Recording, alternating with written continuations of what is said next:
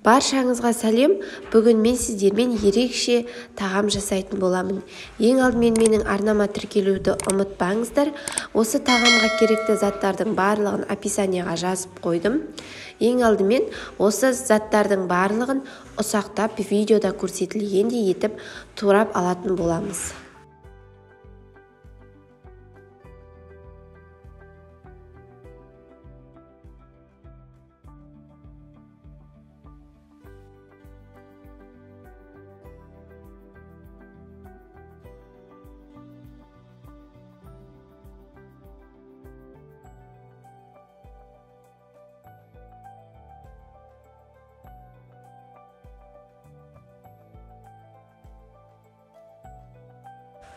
Барлығын осылай ұсақтап турап алдым. Бізге бұл подливасы үшін қажет. Енді осы заттардың барлығын майда қуыратын боламыз.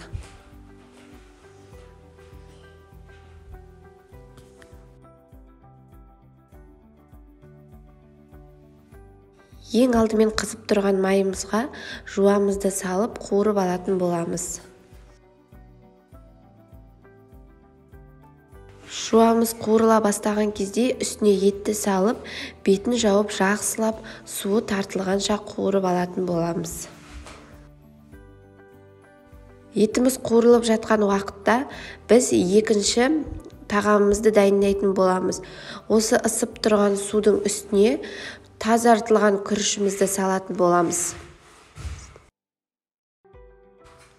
Күрішіміздің суы қатты көп болып кетпеуі керек. Осы қайнап жатқан кезде үстіне сұйық майымызды құйып жібереміз. Сол кезде біздің күрішіміз шашыраңқы болып піседі. Видеода көрсетілгендей етіп, осы ұсақтап туралған заттарымызды етіміздің үстіне кезекпе-кезек жақсылап салып қуырып алатын боламыз.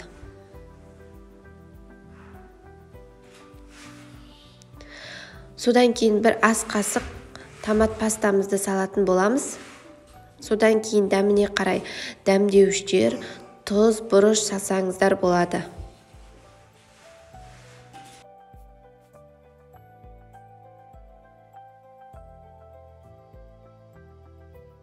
Соңынан осы картобымызды салып, жақсылап қуырып аламыз.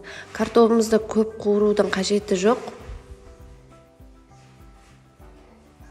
Осылай барлық затты қуырғаннан кейін үстіне бірдей қылып суымызды құямыз. Осы қуырылған заттардың үстіне бетпе-бет болып тұруы қажет.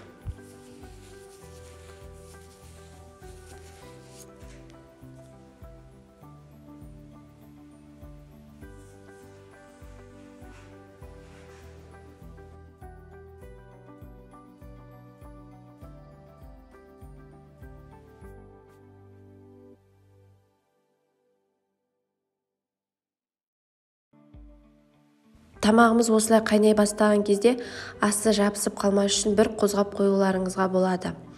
Екінші тағамызды ұмытып кетпеңіздер, күріштің асты өте баяу болып тұруы қажет. Осымен біздің тағамдарымыз пісті. Видеода көрсетілгендей етіп үлкен кесеміздің ішіне кіттай кесемізді салып, мен сияқты форма жасасаңыздар болады.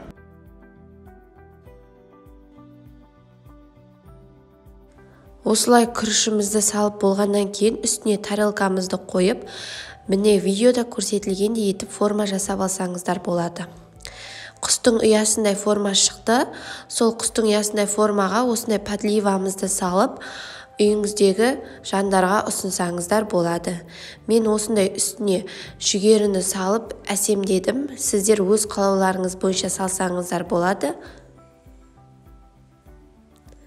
Міне біздің тамағымыз осымен дайын. Баршаңызға ас болсын. Сіздермен болған Карина. Видеом ұнаса, маған тіркеліп лайк басуды ұмытпаңыздар.